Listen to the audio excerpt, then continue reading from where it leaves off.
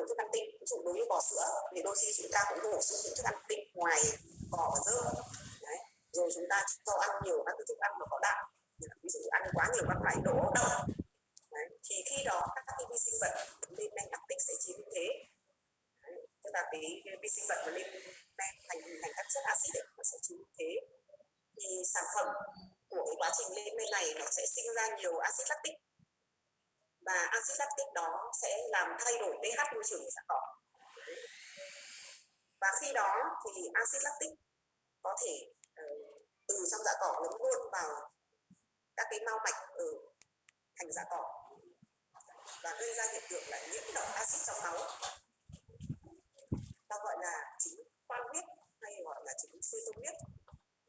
Ceton huyết tức là do trong máu nó chứa quá nhiều cái thể ceton. Thể ceton này là chuyển hóa từ các cái sản phẩm có axit như axit lactic. Đấy. Thì nó hấp thu vào trong máu. Sau đó thì khi mà ceton vào trong máu thì là cái pH ở trong máu tăng lên, thì lập tức là một trong những phản ứng bảo vệ của cơ thể đó là nó sẽ hấp thu nước vào trong thành mạch. Đấy. Hấp thu nước vào trong thành mạch để nó trung hòa cái lượng pH này đi. Và khi cái quá trình hấp thu nước vào trong thành mạch để cho pH ở trong dạ cỏ, để cho cái pH ở trong máu nó ổn định ấy, thì cái hoạt động của dạ dày và ruột nó sẽ tăng lên. Và khi đó thì cái nhu động của dạ cỏ ở trong ruột sẽ tăng lên và gây ra địa chảy. Cho nên là khi mà chúng ta chăn nuôi cái loài này lại, đặc biệt là những đối tượng bò sữa cao sản, chúng ta có bổ sung những cái thức ăn tinh vào cho bò sữa cao sản, và sau đó chúng ta thấy nó có dấu hiệu địa chảy. Đấy. Dấu hiệu địa chảy thì chúng ta phải kiểm tra lại các thành phần trong thức ăn. Kiểm tra lại các thành phần trong thức ăn. Một là do trong thành phần thức ăn đó cho quá nhiều các cái thành phần có đạm, như là các loại đỗ đậu. Hai là do chúng ta cho ăn quá nhiều cái thức ăn đó, cho nên dẫn đến là nó thừa cái axit ở trong dạ cỏ và gây ra chứng gọi là chứng ceton huyết. Đấy, thì tự nhiên là gây ra địa chảy. Nếu gây địa chảy thì sẽ gây ra từ cái địa chảy này thì nó sẽ gây ra một loạt các cái rối loạn khác. Ví dụ nó có thể gây ra tấy phát luôn sang là nó mất cái nhu động dạ cỏ và gây ra chứng hôi dạ cỏ. Đấy là như vậy thì tôi đã vừa nói xong thì quá trình tiêu hóa và hấp thu glucid đối với loài có dạ dày đơn và loài có dạ dày kép. Trong đó thì quá trình tiêu hóa và hấp thu glucid ở loài có dạ dày đơn thì chủ yếu là tiêu hóa và hấp thu tinh bột và đường đa. Thế còn tiêu hóa và hấp thu glucid ở loài nhai lại như là trâu bò và dê cừu thì chủ yếu là quá trình tiêu hóa hấp thu chất xơ. Sau khi mà quá trình tiêu hóa và hấp thu các cái tinh bột, đường hay chất xơ xong rồi và hình thành những cái sản phẩm đường đơn cuối cùng ở trong ruột, thì cái đường đơn đó sẽ được hấp thu ở bạch ruột. Đấy, hấp thu ở bạch ruột.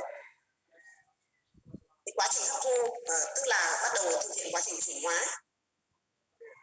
Thì quá trình chuyển hóa đó sẽ diễn ra như thế nào? Chúng ta sang cái phần 3 là quá trình chuyển hóa của glucose ra trong mô bào. Quá trình chuyển hóa glucose ra trong mô bào đầu tiên sẽ được thực hiện ở bạch ruột. Và đa số từ nguồn thức ăn ban đầu là cái gì chắc nữa, nhưng cuối cùng là tất cả các loại đường đơn khi mà hấp thụ ở bạch ruột thì đều được chuyển hóa thành glucose. Đấy. Ví dụ nhờ cái gọi là cái enzyme isomerase đấy thì nó sẽ đồng phân hóa tất cả các loại đường khác như là fructose này, maltose này, galactose, tất cả sẽ đồng phân để ra cái sản phẩm cuối cùng là glucose. Sau đó thì glucose này sẽ đi vào ngấm qua thành ruột rồi đi vào các mao mạch, ở trên thành ruột. Rồi từ các mao mạch này sẽ theo hệ tuần hoàn chung để vào tất cả các mô bào trong cơ thể. Đấy.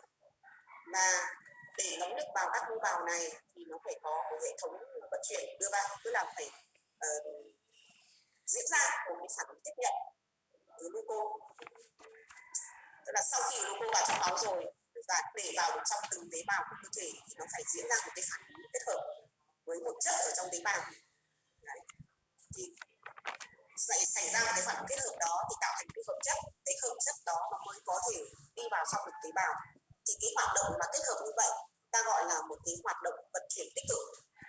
Tức là cái vận chuyển này là nó gluco từ máu mà vào được tế bào nó phải thành cái chất khác, nó phải được kết hợp với một chất khác trong tế bào thì cái hệ thống thì nó mới vào được trong tế bào thì mới thực hiện quá trình chuyển hóa tiếp gluco thành năng lượng.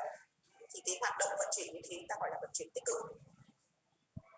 Đấy, vận chuyển tích cực. Và đương nhiên là cái chất mà tham gia vào quá trình kết hợp với gluco thì cái chất đó là cái năng lượng, tức là quá trình tiêu hóa năng lượng ở đây.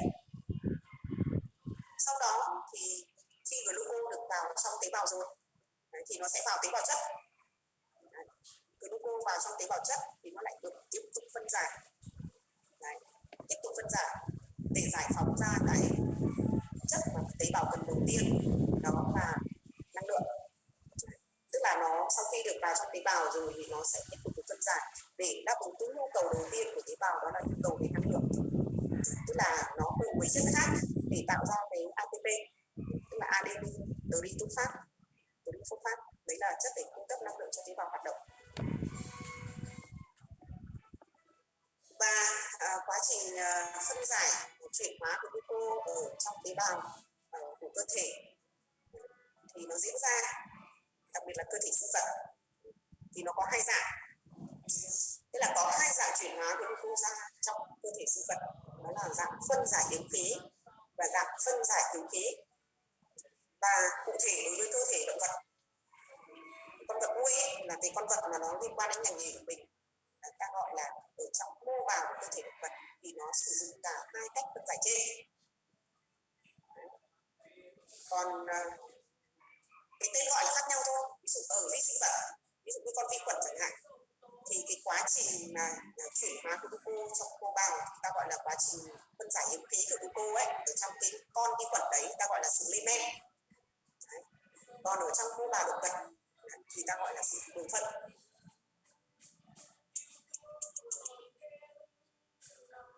Đấy, thế thì bây giờ chúng ta sẽ bởi vì chúng ta là ngành B đúng không, cho nên chúng ta quan tâm chủ yếu đến cái quá trình gọi là quá trình đường phân glucosa trong tế bào được diễn ra như thế nào. Đấy, chỉ còn cái quá trình lên men của vi khuẩn đương nhiên rồi, nó ví dụ như là ở dạng nhỏ của vi sinh vật đây lên men đúng không, rồi là cái con vi khuẩn gây bệnh đấy nó cũng sử dụng bằng cách là lên men. Bây giờ chúng ta sẽ tìm hiểu kỹ cái quá trình chính, đó là quá trình đường phân. Đây bản chất đó chính là quá trình phân giải yếm khí glucosa, hay còn gọi là quá trình đường phân, glycolysis. Quá trình này xảy ra ở đâu?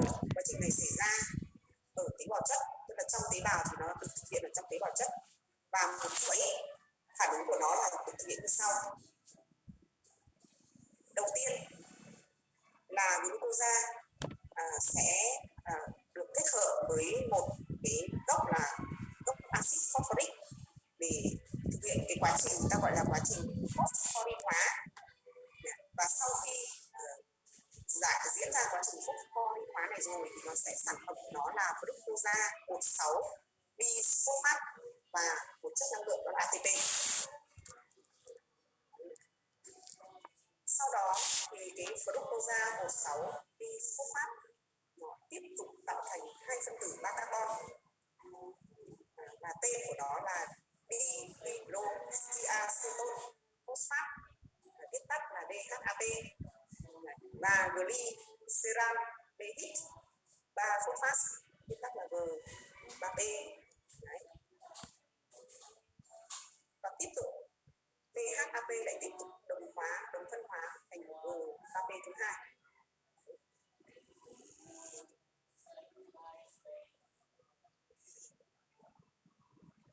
Và mỗi phân tử G3P sau khi bị oxy hóa và bị phosphorin hóa bởi phosphate vô cơ thì sẽ tạo thành sản phẩm là 1,3-bisphosphorin glycerate. Và như vậy trong cái quá trình trên thì năng lượng sẽ được giải phóng, đúng không ạ?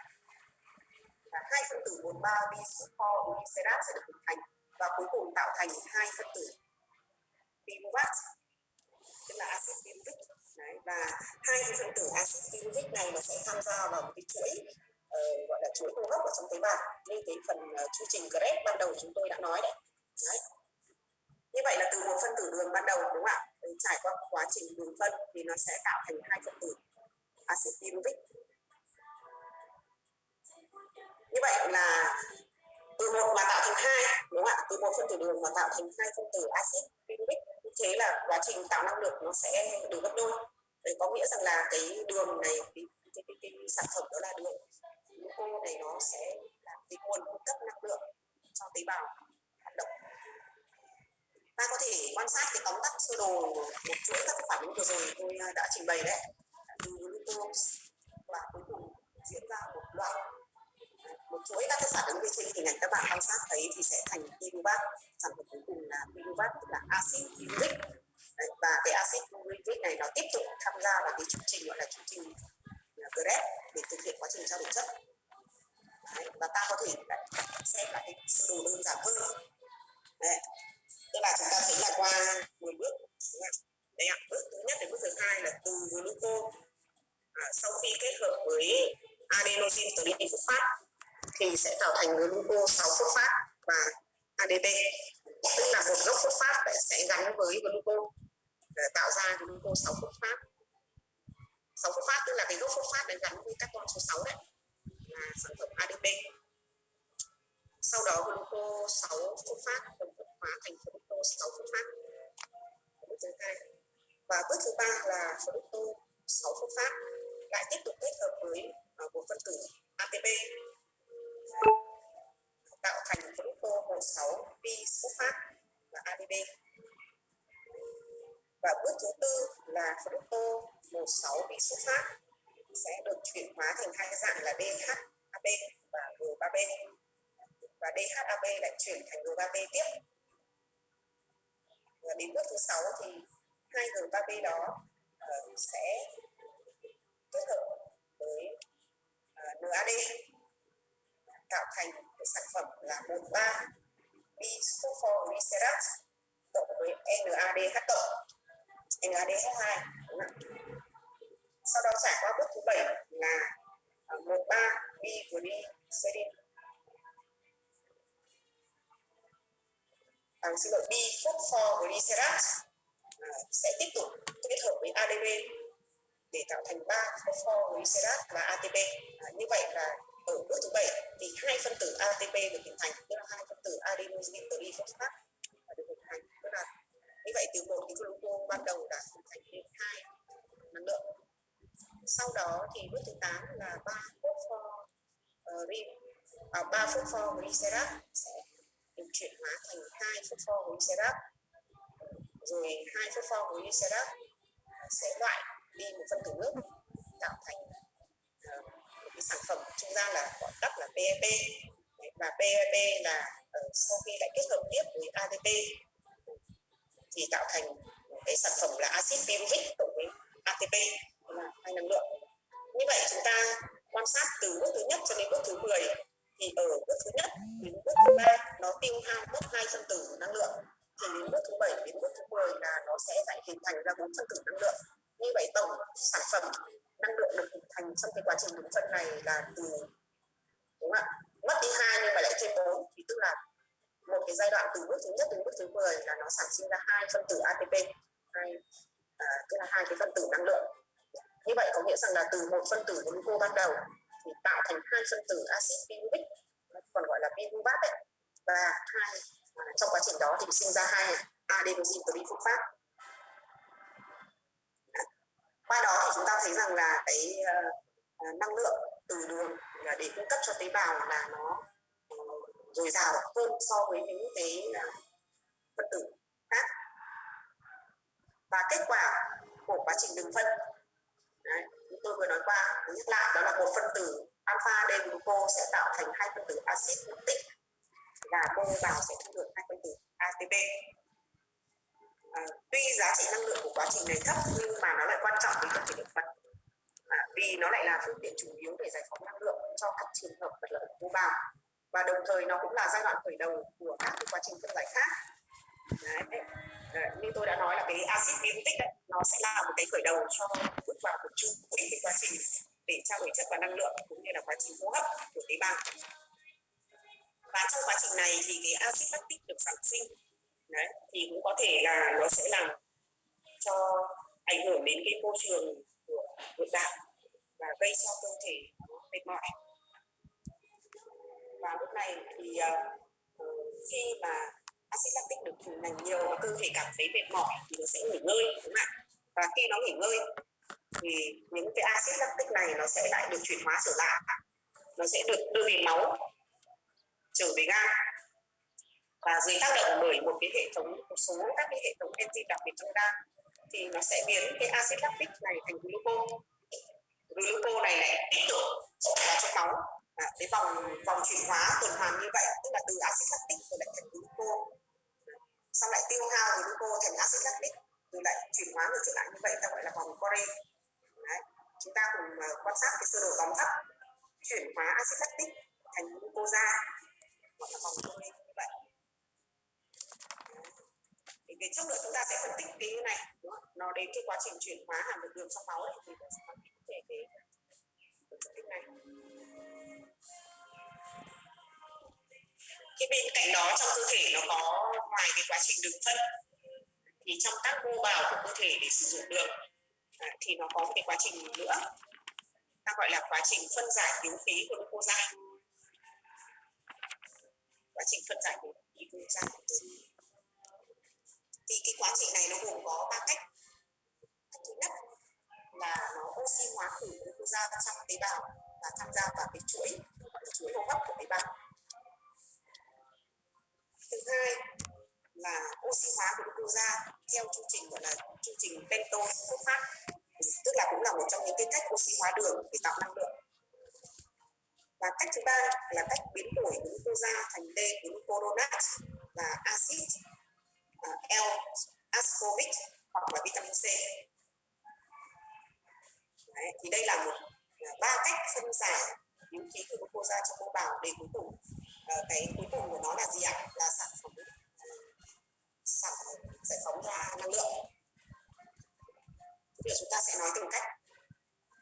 Cách 1 là quá trình oxy hóa khử glucose trong chuỗi hô hấp. Là khi mô bào được cung cấp đầy đủ oxy thì quá trình khai thác năng lượng sẽ theo con đường oxy hóa khử. Oxy hóa khử có sự tham gia của chuỗi hô hấp. Cái chuỗi hô hấp này là chúng ta đã nhắc đến trong chương 2 là chương trao đổi chất và năng lượng. Quá trình này được xảy ra trong chất nền phi lập thể. Và nhờ cái chu trình chuyển hóa lần lượt của các axit có 3 nhóm carboxyl, 3 nhóm carboxylic, đó là chu trình Krebs. Và bản chất của quá trình oxy hóa khử đó là nhằm khai thác các cặp hydro cao năng hoặc các điện tử cao năng qua quá trình tụ phân ở tế bào chất. Tức là thông qua cái quá trình oxy hóa khử đường thì nó sẽ hình thành các cái cặp có nguyên tử hydro. Đấy, và cái cặp hydro này ở trong chất nền đi lập thể thì nó sẽ giải phóng ra hydro để cộng với oxy tạo thành nước. Đấy, thì quá trình đấy chính là quá trình hô hấp của các tế bào. Sau khi glucose được phân giải thành axit uric thì chất này sẽ được khử các oxy hóa, tức là nó khử cái gốc COH thành một cái sản phẩm là acetyl coenzyme A. Đấy, và cái sản phẩm này sẽ đi vào chu trình Krebs, tức là một cái chu trình để trao đổi chất và năng lượng đấy, để tạo ra cái sản phẩm cuối cùng là CO2 nước và năng lượng ATP. Đây là cách 1. Như vậy sản phẩm của cách 1, sản phẩm của cách thứ 1 tức là cách oxy hóa khử của glucose trong chuỗi hô hấp là tạo ra sản phẩm CO2 nước và ATP. Sau đó thì CO2 rồi nước sẽ theo từ mô bào rồi đi vào trong hệ tuần hoàn, đúng không ạ? Đấy, thì CO2 theo hệ tuần hoàn sẽ tất nhiên nó vào theo cái kiểu là hợp chất chứ không phải là khí carbonic tự do thì trong không khí. Sau đó theo hệ tuần hoàn đến phổi và sẽ thực hiện quá trình trao đổi CO2 với oxy ở tiến ra tại các phế nang. Thì còn nước thì theo hệ tuần hoàn chung, khi đến thận sẽ được bài tiết ra ngoài. Đấy, còn ATP là năng lượng adenyl triphosphate để tiếp tục thực hiện cái quá trình chuyển hóa các chất thực hiện ở trong tế bào. Đây là cách thứ nhất, gọi là cách oxy hóa khử glucose trong chuỗi hô hấp. Cách thứ hai là quá trình oxy hóa glucosa theo chu trình bentosulfat. Bản chất của quá trình này là quá trình oxy hóa glucose theo chu trình, đó chính là quá trình bentosulfat tạo thành NADPH và D-ribose.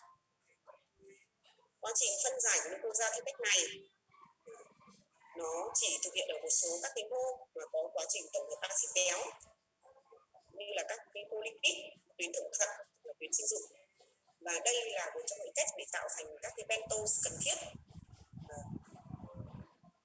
và nó cần dùng để trong quá trình tổng hợp các D-ribose, mà nó chính là cái sản phẩm, nó chính là nguyên liệu để thực hiện cái quá trình sinh tổng hợp axit nucleic ở trong nhân tế bào.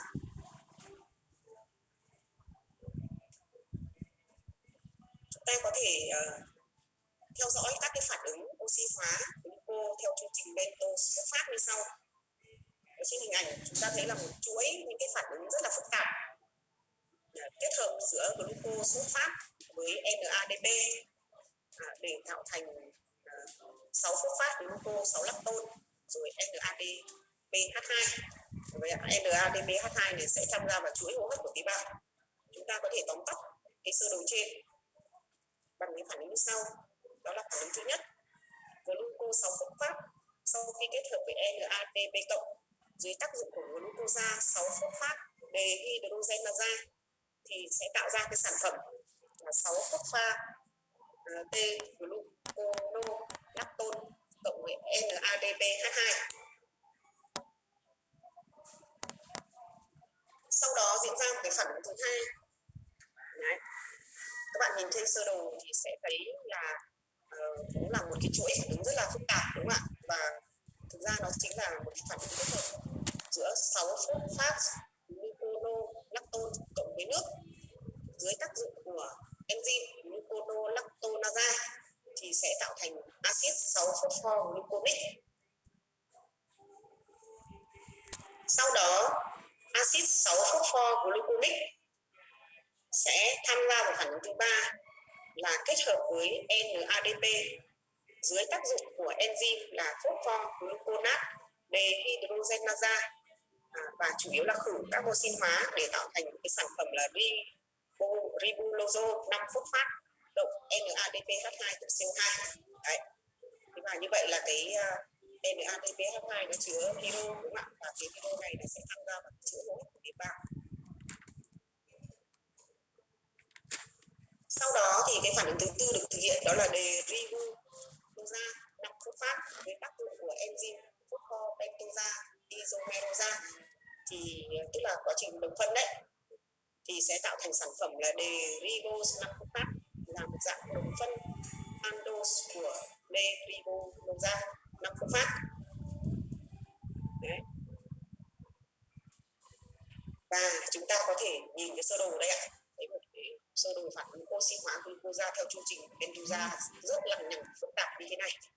Đấy. Để cuối cùng là gì ạ? Để ra một cái sản phẩm thôi. Sản phẩm cuối cùng đấy là sản phẩm derivo 5 phosphate, ta gọi là derivulosa 5 phosphate để tham gia vào quá trình tạo thành axit ribonucleic của nhân trong nguyên sinh chất trong những sắc thể đấy. Đấy, cách biến đổi thứ ba là cách biến đổi glucose thành D-gluconate và axit L-ascorbic hoặc vitamin C. Đấy, thì cái quá trình này diễn ra như sau. Đầu tiên là glucose một phosphate sẽ phản ứng với UTP, tức là uridine triphosphate là một cái axit nucleic ở trong gen. Đấy. Thì nó sau khi kết hợp với cái thành phần UTP thì nó sẽ biến đổi được thành chất là UTP và glucose. Sau đó cái phần glucose của UTP, glucose sẽ được khử hydro tạo thành UTP gluconate. Đấy, và cái chất này là chất cho glucomonosin, được sử dụng bởi enzyme loại độc tố. Và sự kết hợp của phức chất này với gluconate sẽ biến đổi thành các cái chất dẫn xuất phân cực, và khi chúng vào máu sẽ được bài tiết ra ngoài theo nước tiểu. Và chúng ta có thể tóm tắt cái sơ đồ biến đổi glucose thành D-gluconate L-ascorbic hoặc vitamin C như trên hình ảnh, là từ D-gluco này chuyển hóa thành alpha D-gluco ở một phosphat, sau đó kết hợp với UTP tức là uridine trifosfat thành UTP gluconat cộng với phosphat vân vân. Như vậy thì và cuối cùng là sẽ thành glucuronic acid.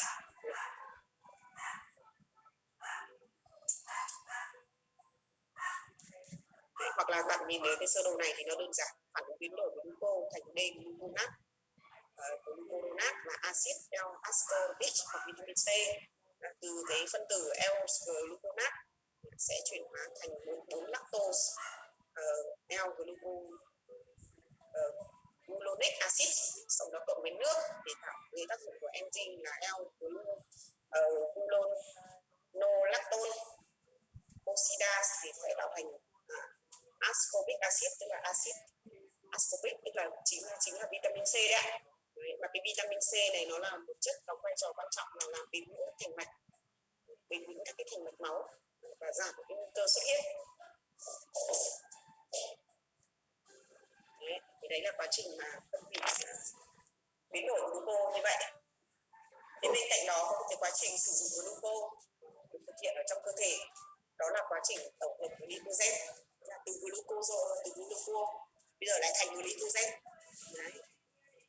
Trong trường hợp nào thì nó sẽ tổng hợp như vậy, tức là khi mà cái lượng đường sử dụng trong mô bào mà không sử dụng hết thì nó sẽ thừa ở trong máu, và khi thừa trong máu thì không phải là nó cứ thế là nó thải hết ra ngoài theo nước tiểu một phần thôi. Nhưng mà nó sẽ thực hiện cái quá trình chuyển hóa, đó là chuyển hóa gluco thành glucogen, ta gọi là quá trình tổng hợp glycogen.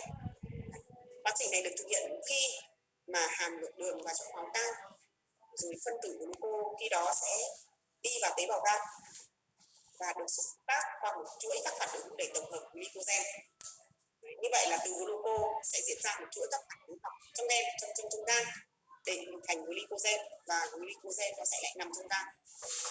Và khi nào cơ thể mà lượng đường trong máu mọc giảm thì glucogen lại tiếp tục từ gan giải phóng ra để chuyển hóa thành gluco, có nghĩa là trở thành cái nguồn dự trữ để tổng hợp gluco khi cần. Và quá trình này là quá trình tổng hợp glycogen sẽ xảy ra ở mọi mô bào trong cơ thể, nhưng mà tập trung ở hai bộ phận, đó là gan và cơ. Và gan có thể tổng hợp glycogen từ mọi nguồn nguyên liệu như là từ gluco này, từ acid pyruvic. Còn cơ thì nó chỉ tổng hợp glycogen từ gluco thôi.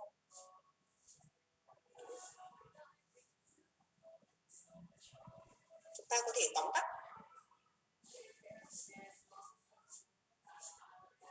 quá trình tổng hợp glycogen ở trong cơ thể, đặc biệt là trong gan và trong cơ đấy, là từ ba cái chất có trong cơ thể, đó là trong tế bào, đó là từ gluco này, từ các monosaccharide tức là từ các đường đơn, và từ acid pyruvic.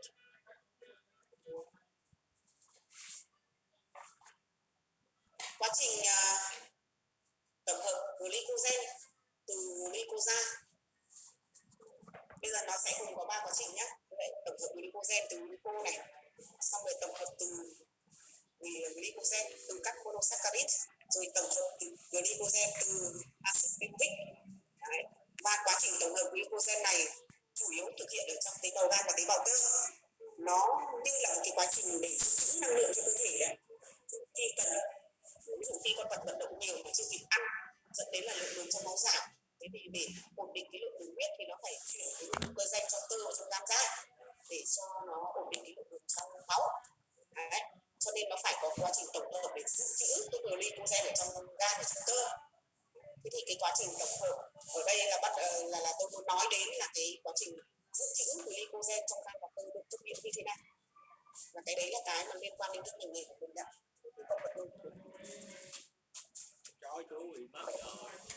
Hôm bữa nghe Dương Bảy con nói. Trước hết chúng ta sẽ nói đến cái quá trình tổng hợp glycogen. Ở đây tụi nó gơ lắm chú. Và để tổng hợp được glycogen từ glucosa thì nó sẽ phải qua một số các giai đoạn. Giai đoạn đầu tiên đó là giai đoạn hoạt hóa glucosa. Hoạt hóa, tức là bây giờ glucosa nó phải trở thành một cái loại chất có khả năng hoạt động và có khả năng kết hợp với một chất khác để cuối cùng tạo ra sản phẩm glucose. Người ta bắt ngoài chợ người ta nuôi luôn rồi. Glucosa này thì nó phải thực hiện một cái chuỗi phản ứng. Có thể là nó đi lạc ở ngoài sông người ta bắt người ta nuôi luôn á. Thì từ glucose trong máu này đến gan này, thừa thì đến gan này, đến gan hoặc cơ. Đến gan hoặc cơ thì nó sẽ kết hợp với chất là ATP, adenosine triphosphate, dưới tác dụng của enzyme là hexokinase thì sẽ tạo ra cái sản phẩm đó, sản phẩm gọi là sản phẩm glucose 6 phosphate và ATP. Tức là trong quá trình này thì một gốc phosphate của ATP sẽ được kết hợp với glucose, kết hợp với vị trí carbon thứ 6 thì sẽ tạo thành sản phẩm là glucose 6 phosphate. Còn ATP là đang có 3 gốc phosphate thì bây giờ bị mất đi một thì tạo ra sản phẩm của ATP tức là adenosine diphosphate, chỉ còn 2 gốc phosphate thôi. Cái giai đoạn mà từ glucose thành glucose 6 phosphate ta gọi là giai đoạn hoạt hóa của glucose. Sau đó thì cơ thể sẽ lại tiếp tục, tức là nó để thành glycogen thì glycogen các bạn biết rồi, nó là một chuỗi phân tử glucose liên kết với nhau, đúng không ạ? Vậy thì nó phải có quá trình chuyển đổi ngược trở lại từ glucose 6 phosphate thành glucose 1 phosphate. Quá trình đó ta gọi là quá trình đồng phân hóa glucosa, và cụ thể là glucose 6 phosphate dưới tác dụng của cái enzyme gọi là mutasa thì sẽ đồng phân glucose 6 phosphate thành glucose. Chưa, hôm bữa bác ấy em qua ngoài phòng khám con cho nó có bệnh đó chú. Về trọng lượng phân tử là như nhau. Bữa thấy ra hỏi chuyển vị trí là phosphate đang từ vị trí carbon thứ 6 thì chuyển sang trở lại vị trí carbon số 1.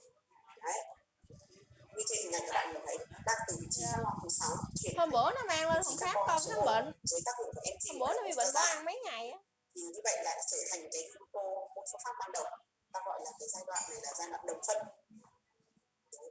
Sau đó thì glucose một phosphate tác dụng với UTP tức là uridine triphosphate dưới tác dụng của transferase thì tạo thành diphosphate glucose là UDPG cộng với ATP. Sau đó dưới tác dụng của glucose synthetase thì tạo thành glycogen và ADP. Đấy. Như vậy là từ cái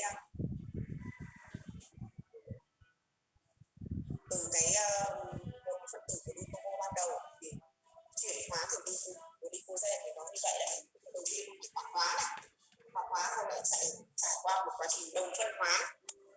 Sau đó quá trình đồng phân hóa này có một cái sự phản ứng liên kết với những chất khác thì mới tạo thành cái chuỗi liên kết các phân tử glyco với nhau tạo thành phân tử gọi là glycogen. Và cái glucogen này nó sẽ nằm trong gan và trong cơ, gọi là dưới dạng gọi là dự trữ của gluco, và cơ thể sẽ sử dụng khi nào? Khi cơ thể sẽ sử dụng cái glycogen này khi mà lượng đường trong máu bị giảm. Đấy. Lượng đường trong máu giảm là do vận động, do sản xuất, do cái nhu cầu sản xuất của cơ thể, là do chưa kịp ăn vân vân, dẫn đến là lượng đường trong máu giảm thì bây giờ phải chuyển glycogen ra để cho cái lượng đường trong máu được ổn định. Thì chúng ta có thể tóm tắt đây ạ, tóm tắt cái sơ đồ tổng hợp glycogen. Đấy, từ glucosa như thế này là một chuỗi. Thì cái bài này xong là tôi sẽ chuyển mail tài liệu cho các bạn để cho chúng ta đọc lại cho nó hiểu rõ hơn và chúng ta nhìn cái sơ đồ hóa học này cho nó dễ hơn. Đấy, như vậy là quá trình tổng hợp glycogen trong gan và cơ là từ glucosa đã nói xong. Bây giờ chúng ta sẽ nói đến quá trình tổng hợp glycogen bởi vì trong cơ thể không chỉ có đường đơn là glucosa mà nó còn có các loại đường khác như là fructose, maltose hoặc là lactose, đúng không ạ? Vậy thì chúng ta sẽ tìm hiểu về quá trình tổng hợp glycogen từ các cái monosaccharide khác như sau. Ví dụ tổng hợp glucogen từ fructosa. Fructosa tức là trong cái đường của nó có cái gốc ceto đấy. Còn cái glucosa là trong đường của nó có gốc aldose, CHO đấy. Còn cái fructosa thì trong gốc của nó có CO. Thì cái fructosa này là được hình thành khi mà thành phân saccharose trong đường non.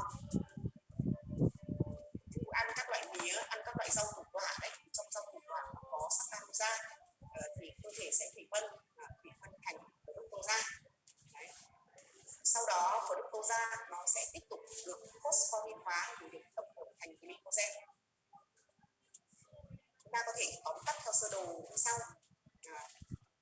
Fructosa, fructosa đấy, kết hợp với một phân tử ATP, kết hợp với một phân tử adenosine triphosphate dưới tác dụng của enzyme thì sẽ được chuyển thành fructose 6-phosphate và ATP. Thì ở đây chúng ta cũng thấy rằng là fructose sẽ lấy một gốc phosphate của ATP để tạo thành sản phẩm là fructose 6-phosphate, và ATP bị mất đi một gốc phosphate thì chuyển thành ATP là adenosine diphosphate. Đi là 2 đúng không ạ? Còn ATP là adenosine triphosphate, tức là adenosine có 3 gốc phosphate, thì giờ mất đi một, còn 2 là adenosine diphosphate. Thế sau đó thì fructose 6-phosphate dưới tác dụng của một enzyme để tiến vào quá trình đồng phân đấy, đồng phân hóa, gọi là enzyme isomerase, thì sẽ đồng phân cái fructose này thành glucose. Thì có nghĩa là nó chỉ có chuyển đổi các cái gốc hydroxy đấy, gốc OH ở trong fructose, chuyển đổi vị trí từ trái phải, bên trái rồi sang bên phải hoặc là ngược lại, thì sẽ tạo thành cái sản phẩm là glucose 6-phosphate. Thì sau đó glucose 6-phosphate sẽ được kết hợp với ATP năng lượng dưới tác dụng của enzyme là glucosyltransferase thì tạo thành glycogen và ATP. Như vậy là qua đây chúng ta thấy rằng là quá trình chuyển đổi fructose thành glycogen là nó sẽ tiêu hao rất là nhiều. Thì đây chúng ta sẽ thấy đã tiêu hao mất 2 phân tử ATP rồi. Cho nên nếu như cơ thể mà cho ăn các cái thức ăn mà có thừa đường, đúng không ạ? Thừa đường thì nó sẽ lại mất cái tiêu hao cái năng lượng để dự trữ đường thành glycogen. Cho nên nếu mà nhiều quá, đúng không ạ? Nếu mà thừa đường quá trong máu thì nó sẽ làm tiêu hao nhiều năng lượng để chuyển hóa thành glycogen. Thậm chí là thừa quá nhiều mà nó quá cái khả năng tổng hợp của gan và cơ thì có thể sẽ gây ra những cái rối loạn, những cái hỏng tế bào gan và gây ra những cái bệnh lý. Cho nên đối với cơ thể thì nếu trong thức ăn nó có quá nhiều đường là cũng không nên.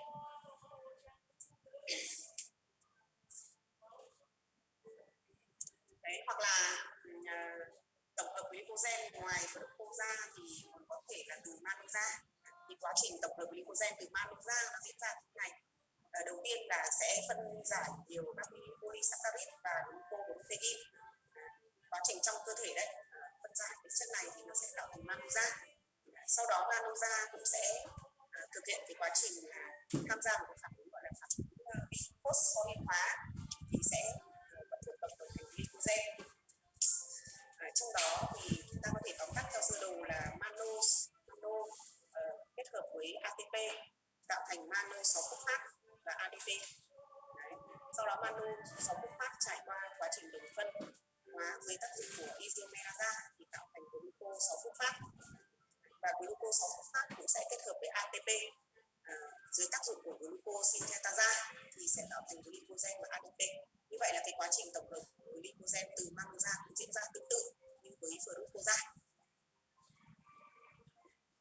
Ngoài ra trong cơ thể cũng diễn ra một quá trình tổng hợp glycogen từ cái chất khác, và cụ thể là từ axit pyruvic, tức là một cái chất mà bắt đầu khởi nguồn cho cái chu trình trao đổi chất và năng lượng, gọi là chu trình Krebs. Thì cái quá trình này là quá trình tổng hợp glycogen từ axit pyruvic. Thực ra nó là một phản ứng thuận nghịch của sự phân giải glucose. Thuận nghịch tức là từ glucogen thành glucose, sau lại từ glucose lại thành glucogen. Thực ra là phản ứng thuận nghịch ở chỗ là khi cơ thể cần, khi cơ thể thừa glucose thì nó sẽ tổng hợp glucogen, và khi cơ thể mà thiếu glucose, là trong máu mà thiếu glucose thì lại huy động glucogen để chuyển hóa thành glucose. Thì cái axit pyruvic về bản chất nó khó được phosphoryl hóa trực tiếp ở gan, và nó phải qua một cái sản phẩm trung gian, nó được phosphoryl hóa qua một cái sản phẩm trung gian là axit oxaloacetic. Như vậy là nếu sử dụng axit pyruvic để tổng hợp glycogen thì nó sẽ có nhiều cái sản phẩm trung gian là axit oxaloacetic. Và đương nhiên đây là axit, đúng không ạ? Nếu mà là axit thì nó dễ làm thay đổi cái môi trường ở trong tế bào chất. Cho nên nếu mà cái quá trình mà tổng hợp glycogen từ axit pyruvic, nếu như axit quá nhiều thì nó có thể sẽ diễn ra cái sự rối loạn tổng hợp glycogen.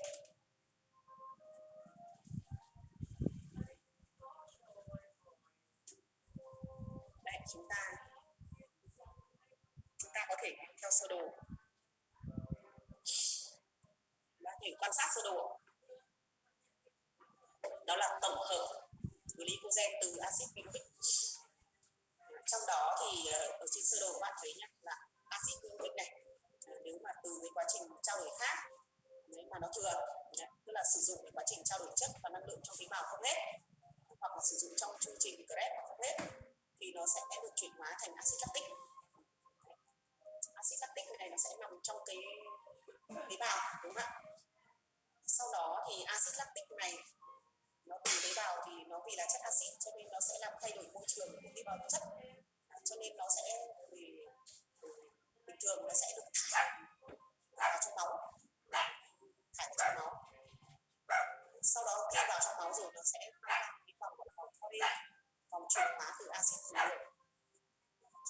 Vừa nãy tôi đã nói được mình phân tích, tức là axit lactic sau khi vào máu thì theo hệ tuần hoàn đến gan, và tại gan thì nó sẽ được chuyển hóa thành axit uric, rồi từ axit uric thì sẽ được chuyển hóa thành glucose, và glucose này sẽ được đưa vào máu, rồi từ máu đưa vào các cơ quan cơ. Sau đó glucose ở trong cơ lại tiếp tục do cái hoạt động của cơ như là phân giải, chuyển hoạt động của bao cơ, bao giãn cơ thì nó sẽ tiếp tục tiêu hao glucose này tạo thành axit uric, rồi axit uric lại tiếp tục chuyển hóa thành axit lactic. Cái axit lactic này ở trong tế bào cơ đấy thì nó lại tiếp tục bị thải ra ngoài theo máu, thải ra vào máu, rồi từ máu lại tiếp tục đi vào. Như vậy là nó sẽ tạo thành cái vòng là vòng khép kín, gọi là vòng chuyển hóa giữa nguồn axit lactic của dùng. Cho nên nếu như cái quá trình chuyển hóa tuần hoàn này nó diễn ra, quá trình đây các bạn nhìn quá trình tổng hợp glycogen từ axit piruvic, nếu cái quá trình này mà nó diễn ra quá nhanh và quá nhiều thì nó sẽ gây thừa axit lactic ở trong máu, thừa axit lactic trong cơ, thì sẽ mà gan lại không kịp tổng hợp thành glycogen rồi thành glucose thì nó sẽ dẫn đến hiện tượng là mỏi cơ, mỏi cơ, và thậm chí là cơ thể sẽ sử dụng quá nhiều, tiêu hao quá nhiều thì sẽ sinh ra suy nhược. Như vậy là cái tổng hợp glycogen trong cơ để cơ thể dự trữ là nguồn năng lượng đấy. Tổng hợp glycogen chủ yếu xảy ra trong cơ và trong gan, và nó được thực hiện thông qua quá trình tổng hợp từ glucose này, qua quá trình tổng hợp từ các mono, tức là từ các loại đường đơn, rồi tổng hợp từ các axit piruvic. Thế còn khi mà như tôi đã nói rằng là glycogen trong gan và cơ nó như là cái nguồn dự trữ. Thế và khi cơ thể mà bị giảm cái hàm lượng đường trong máu, tức là bị thiếu đường do là vận động nhiều, do sử dụng quá nhiều, do chưa kịp cung cấp dinh dưỡng, cung cấp năng lượng, thì lúc đó cơ thể để ổn định được đường trong máu thì nó sẽ phân giải glycogen trong gan và cơ để nó huy động đường ở trong máu cho nó ổn định. Thì cái quá trình phân giải đó này, quá trình phân giải glycogen trong cơ là được thực hiện như sau: là khi cơ thể khi cái hàm lượng đường trong máu thấp hơn tối thiểu thì glycogen dưới dạng glucagon trong gan và cơ sẽ đi vào trong máu và đi tới tế bào gan và sẽ bám vào các chất tiếp nhận gọi là receptor. Sau đó nó sẽ hoạt hóa glucose 1 phosphát rồi được phân hóa thành glucose 6 phosphát. Glucose 6 phosphát sẽ tiếp tục bị phân giải phóng ra glucose tự do đi vào máu. Và khi cái hàm lượng đường trong máu đã ổn định thì cơ thể sẽ ngừng tiết glucagon và cái quá trình phân giải của glycogen trong cơ sẽ tăng được. Trong đó thì glycogen nó chỉ chuyển hóa dạng glucose 6 phosphát rồi đưa vào quá trình sử dụng, chứ không tạo thành glucose tự do để đưa vào trong máu.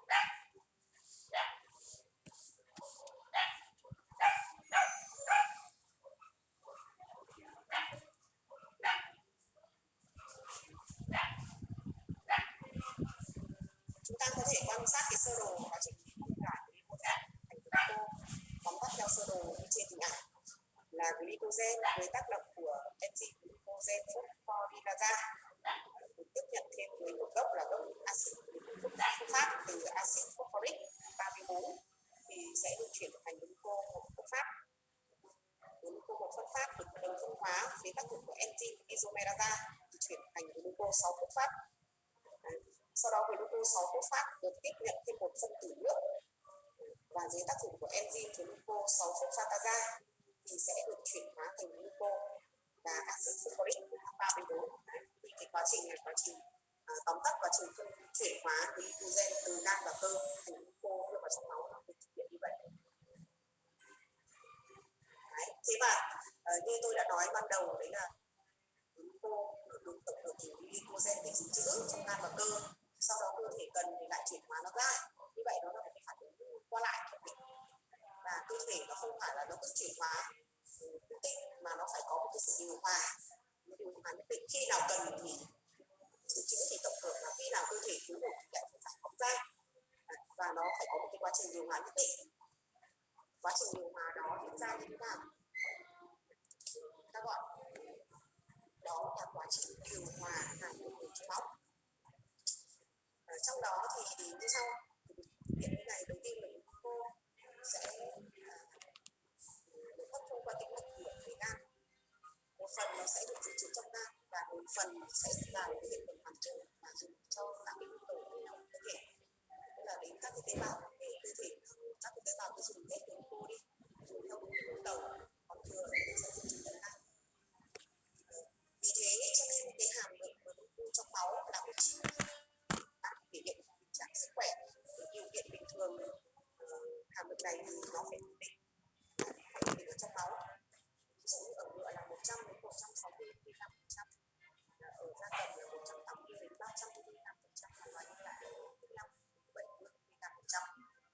Đây là những chỉ số dao động thường các bạn. Vậy là nếu như cái có nghĩa là cơ thể nó phải điều hòa cái sự chuyển hóa glucose trong các tế bào, chuyển hóa qua lại giữa glucogen cùng với glucose, làm sao để cho cái lượng đường trong máu ổn định.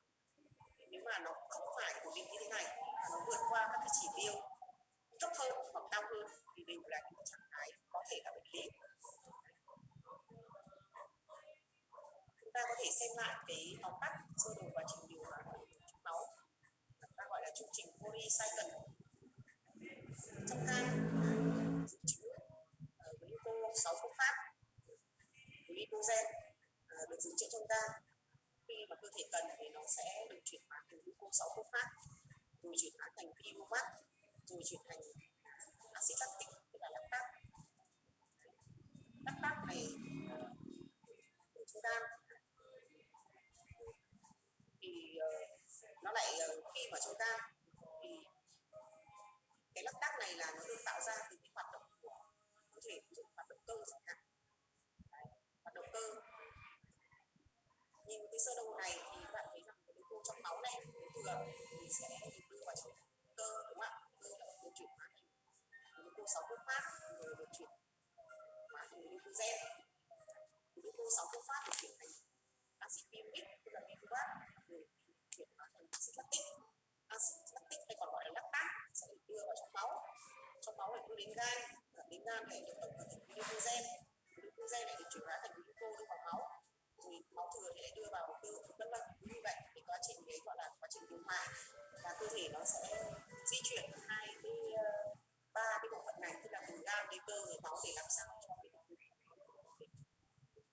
cho nên nếu như gan mà bị cái bệnh lý hoặc là cái lượng đường trong máu liên tục cao, hoặc là cơ thể mắc các bệnh lý về chuyển hóa, thì cái lượng đường này, cái lượng axit lactic này nó sẽ bị thừa, không chuyển hóa được, nó sẽ bị thừa ở trong máu, và nó sẽ làm thay đổi cái môi trường pH của máu và gây ra các bệnh trạng thái bệnh lý.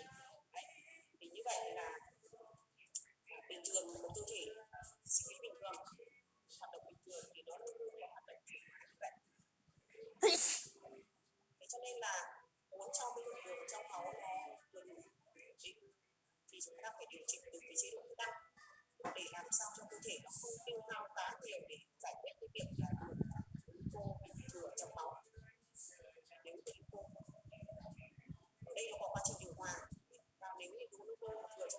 này thì chúng ta nhìn chương trình này chúng ta sẽ thấy là nó cái sự luân chuyển nó sẽ bị rối loạn và nó sẽ dẫn đến thừa axit lactic trong máu và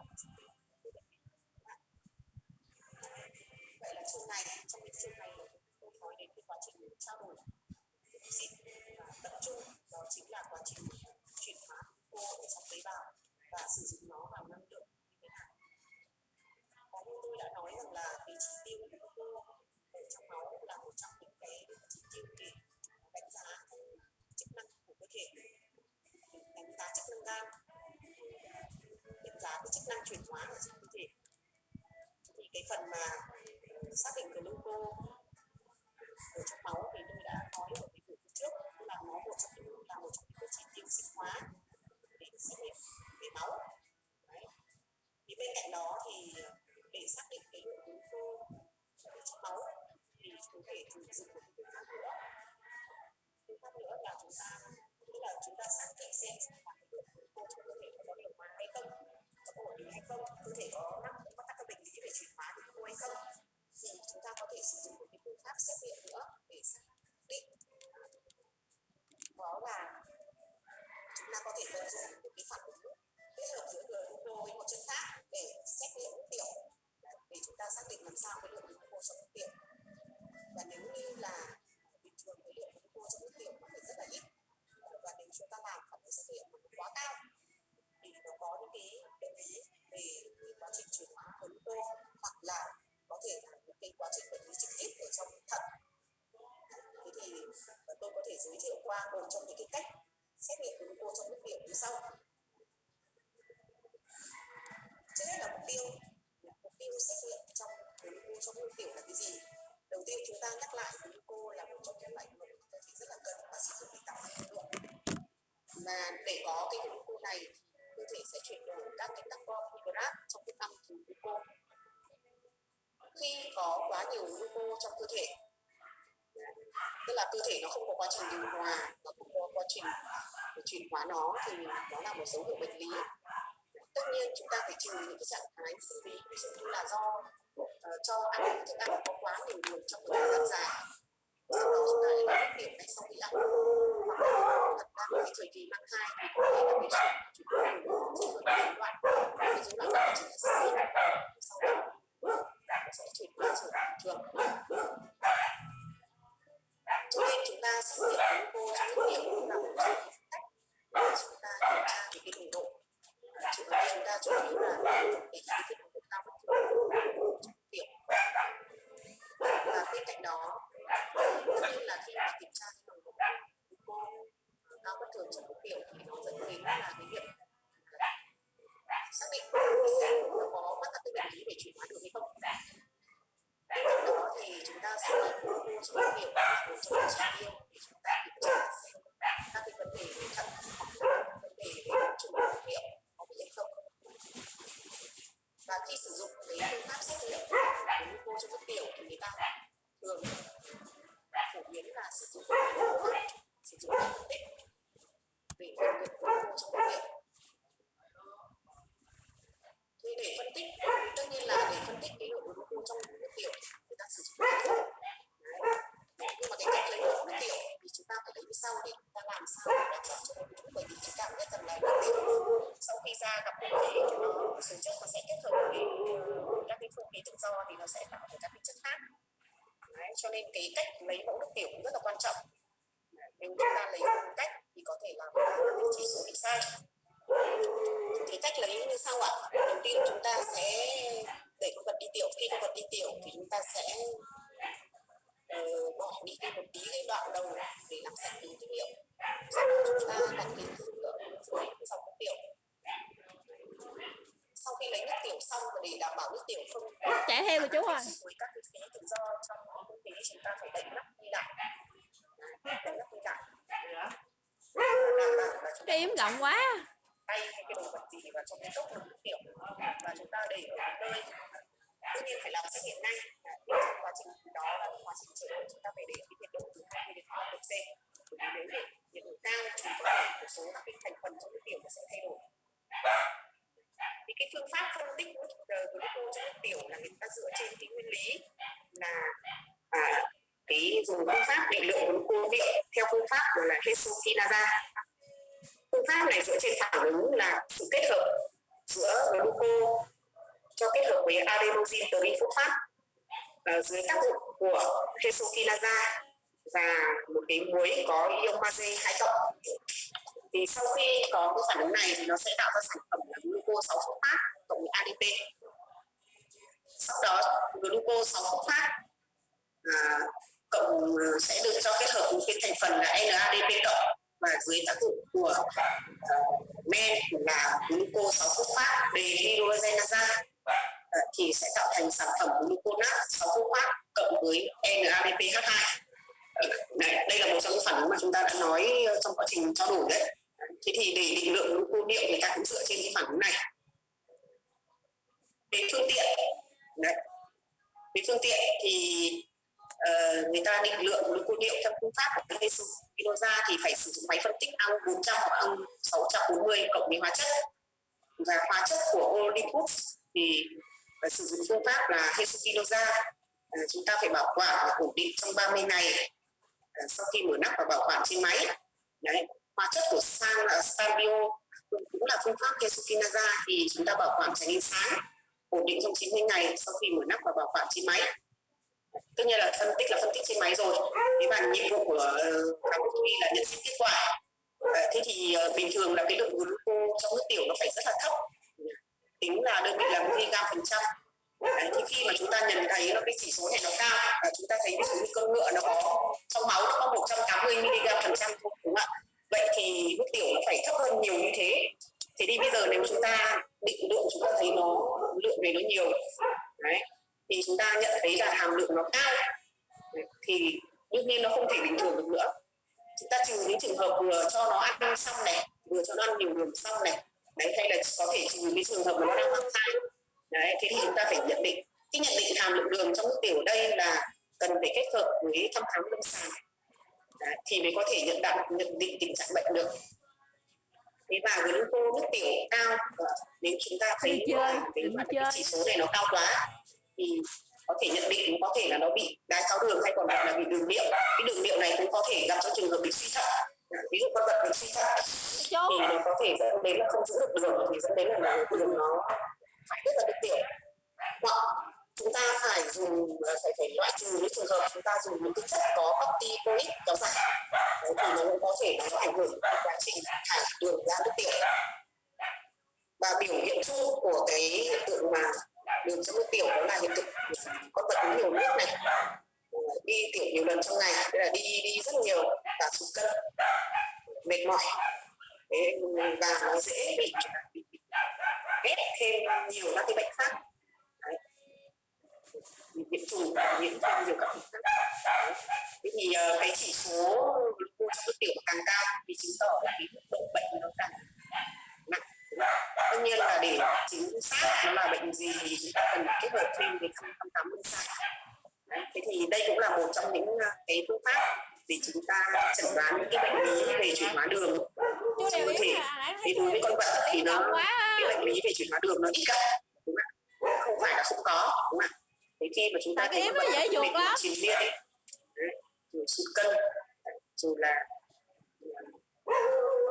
dễ viêm thêm các nhiều bệnh khác mà chúng ta chữa nó không khỏi, như là bị nhiễm các cái bệnh về vi khuẩn, nấm mà chữa mãi không khỏi, rồi con vật gầy yếu sụt cân, rồi rối loạn các cái hoạt động tuần hoàn, thì chúng ta phải có thể xét nghiệm thêm. Đây cũng là một trong chỉ tiêu để xác định xem cái tình trạng cơ thể, như là tình trạng thận, hoặc là những cái con vật bệnh lý bị mắc bệnh lý về thận hoặc là bị suy thận rồi ấy. Bị suy thận rồi thì đương nhiên là cái chỉ số đường trong nước tiểu nó sẽ thay đổi. Đấy, thì trong cái chương trình này là tôi nói qua về vấn đề trao đổi glucid và là có một cái chút vận dụng trong cái việc xét nghiệm glucose trong nước tiểu. Tôi trao đổi thêm với cả lớp bên. Thì đối với cái bài học này hôm nay thì chúng ta có một số các nội dung như vậy. Thì chủ yếu là trong cái chương 5 là chương trao đổi glucid. Mà glucid thì cái thành phần chủ yếu là trong các cái thức ăn mà có tinh bột, hoặc là có các cái chất đường đa, hoặc là hoặc là trong cái cellulo ở trong các cái cỏ gơm của lá nhĩ lại đấy. Đấy thì nó chủ yếu là sẽ diễn ra quá trình tiêu hóa hấp thu và trao đổi chuyển hóa glucose ở trong mô bào nó được thực hiện như vậy. Như vậy là trong cái chương này thì tôi đã nói xong cái phần là cấu trúc phân loại glucid này, quá trình tiêu hóa và hấp thu glucid như thế nào, quá trình chuyển hóa glucose mô bào trong mô bào như thế nào, và cái quá trình điều hòa hàm lượng đường trong máu được thực hiện như thế nào. Đấy, và có một cái chút cái vận dụng nhỏ nhỏ trong cái việc là xét nghiệm đường trong nước tiểu. Đối với con vật mà chúng ta nghi nó có những cái bệnh lý về chuyển hóa đường thì chúng ta có thể làm các cái xét nghiệm. Tất nhiên làm xét nghiệm này nó phải có những cái hệ thống máy phân tích, đúng không ạ? Thông thường đối với thú y thì người ta thực hiện thăm khám lâm sàng nhiều hơn. Đấy, và cần thiết lắm người ta mới làm các xét nghiệm. Đấy, và tôi kết thúc cái nội dung của chương thứ 5 ở đây ạ. Bây giờ tôi quay trở lại lớp nhé.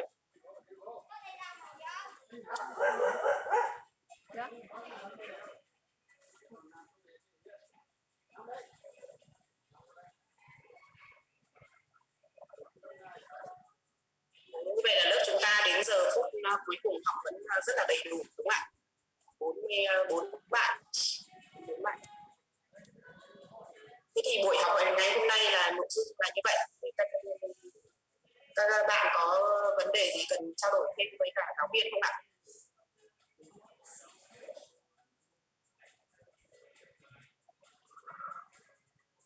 Chúng ta cứ thoải mái, chúng ta trao đổi ạ. Dạ, có anh chị nào có câu hỏi hay là ý kiến gì không ạ? Cái bài này sau buổi học hôm nay là tôi đáng nhẽ xin lỗi là đáng nhẽ tôi phải chuyển bài học cho các bạn từ trước buổi đầu giờ.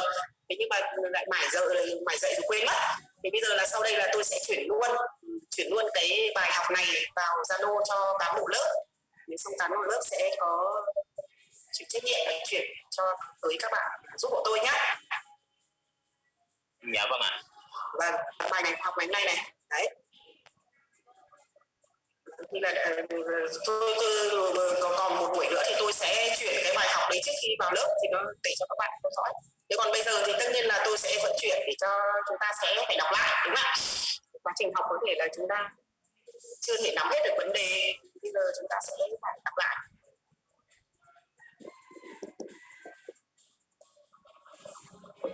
Thì bây giờ là các anh chị trong lớp có ai có cần gì trao đổi không ạ?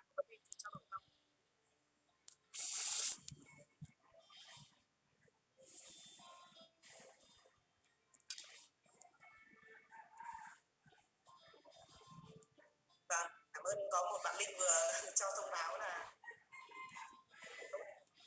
Thế còn các bạn khác ạ?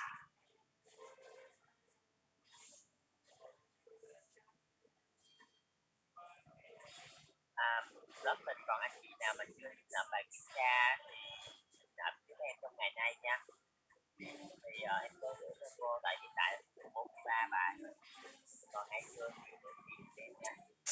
Vâng, ở đây tôi cũng giải đáp luôn, có một bạn hỏi về hai câu hỏi trước ấy, giải đáp thì tôi nói sơ bộ qua như này, tức là một câu thì mỗi câu đều có cái phần thuyết và chúng ta đọc lại và chúng ta trả lời ở bài. Thế và quan trọng là cái vận dụng, mỗi câu đều có một cái câu hỏi vận dụng. Ví dụ như câu 1 thì tôi hỏi về vấn đề là vận dụng các cái loại axit amin trong thức ăn đấy.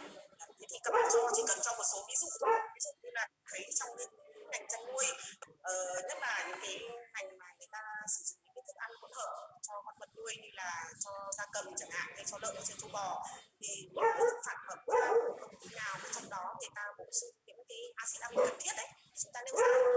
Ví dụ trong ăn gà con người ta có bổ sung arginine này, methionine này, bổ sung thêm lysine chẳng hạn. Đấy, thì chúng ta kê khai ra và tỷ lệ cái thức ăn đó, ở thành phần đó ở trong thức ăn ra làm sao, và vai trò của chúng đối với cái loại thức ăn đấy là cái gì.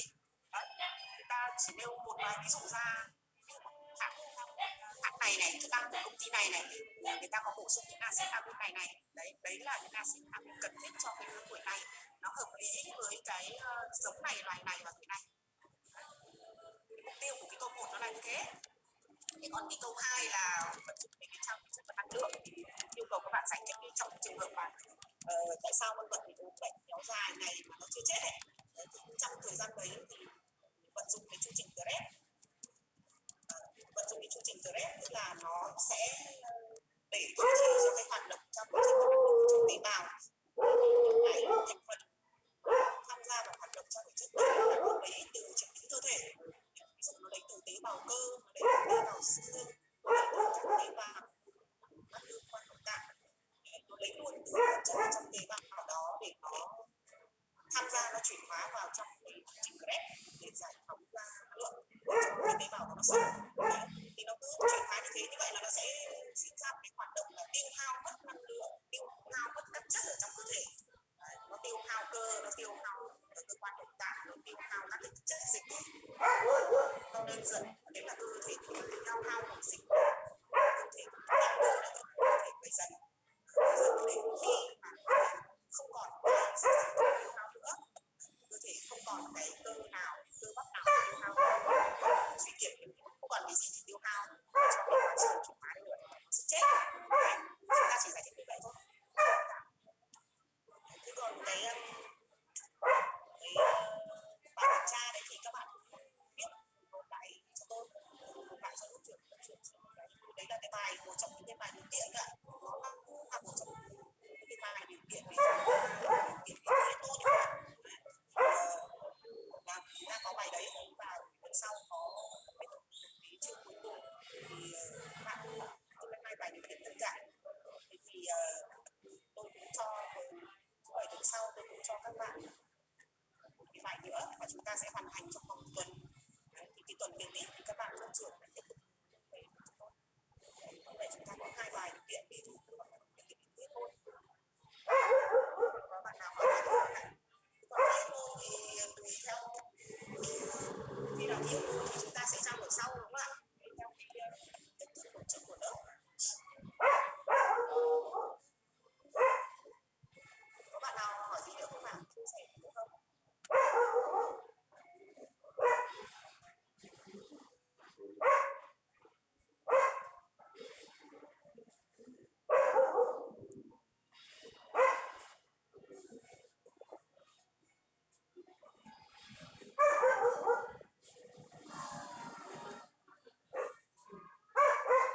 Tôi sẽ chuyển cái bài luôn vào gia đình học nhé. Chuyển bài cho bạn một bạn nữa cho bạn học cái bài học ngày hôm nay ạ.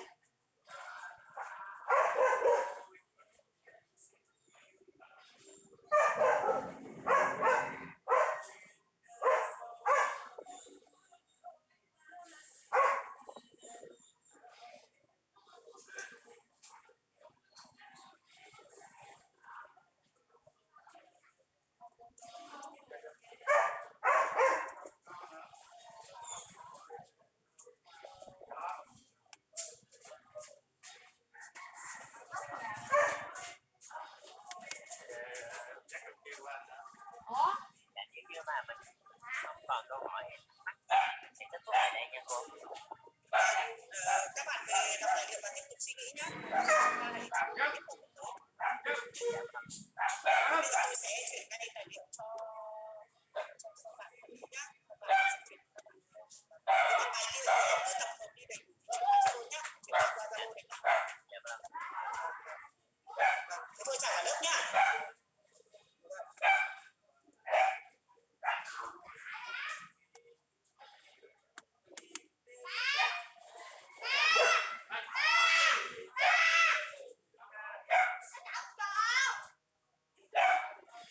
Dục nữa kìa. Dạ rồi, em chào anh chị. Anh chị nha. Đi vô. Bài chị em tìm em. Đúng lắng, đúng lắng. Không gì. Dạ rồi, ngày mai mình sẽ bắt đầu học môn chị nha. Dạ rồi, em chào anh chị.